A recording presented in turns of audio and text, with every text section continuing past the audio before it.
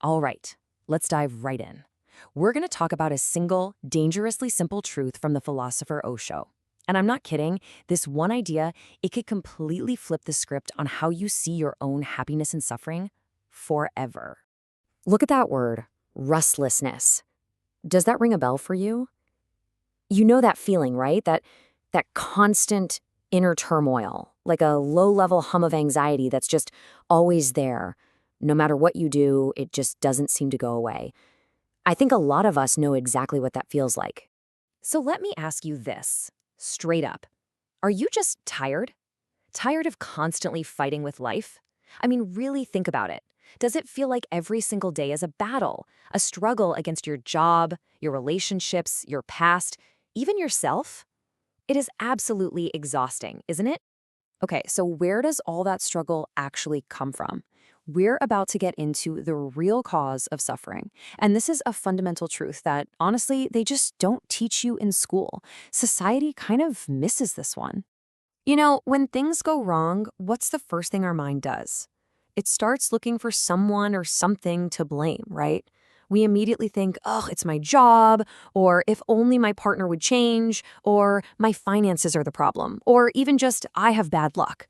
We're constantly pointing the finger at everything and everyone out there. But here's a challenging thought. What if the problem was never out there to begin with? What if all that energy, all that time we spend blaming the world is completely wasted? What if the real source of the conflict isn't external at all? And that right there, that brings us to the absolute core of this whole idea. The problem is you. Now hang on. I know that sounds harsh. It can be a really tough thing to hear at first.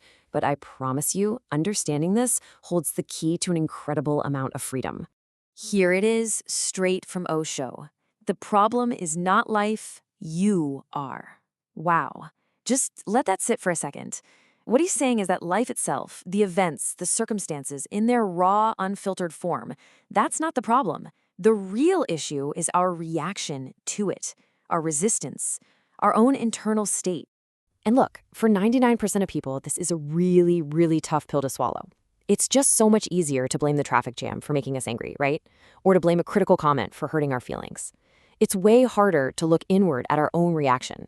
But this is a radical shift in how we see personal responsibility. Okay, and this is absolutely crucial to understand. This isn't about beating yourself up. It is not about blame or saying you're a bad person. Not at all.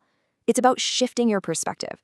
It's about realizing where the real power to change your experience actually is. So think about it like this. We spend almost all of our lives looking at the external world, right?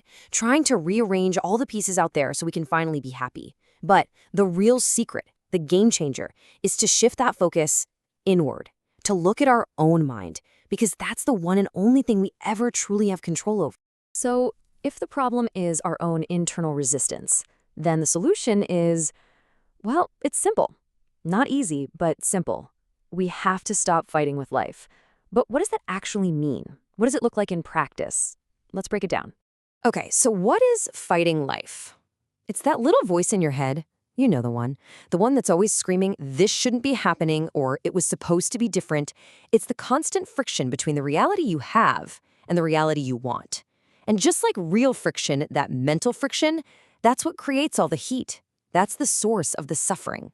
And we tend to fight three battles that are completely impossible to win. First, there's the battle against what is. This is you, right now, fuming about a delayed flight or a project that went sideways. It's fighting the present moment.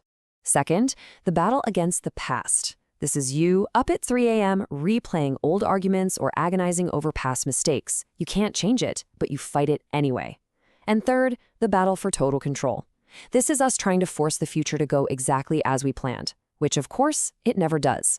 These are wars we are guaranteed to lose, every single time. So if fighting these battles is a losing game, then what's the alternative? What happens when we stop? Well, that brings us to the final part, the true path to peace. Now, this is a complete 180 from how we usually think about peace. We think it's something we have to go out and get, something we have to win or achieve or build. But what if that's all wrong? What if peace is actually our natural default state? It's what's left over. It's the silence that was always there once the noise of the fight finally stops.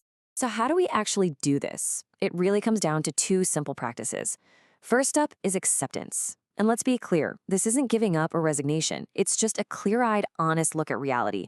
It's saying, okay, this is what's happening right now. That's it. And second, there's awareness. This is just noticing, without judgment, when your mind starts to fight. You don't have to stop it or crush it. Just see it happening. That simple act of noticing is the first step to letting go. So in the end, it all boils down to this one question, a choice you get to make in every single moment of your life. Will you flow with life, or will you fight against it? Are you going to keep waging this exhausting, unwinnable war against reality? Or are you willing to put down the weapons, just for a moment, and see what peace is waiting for you when the battle is finally over? The choice, as always, is yours.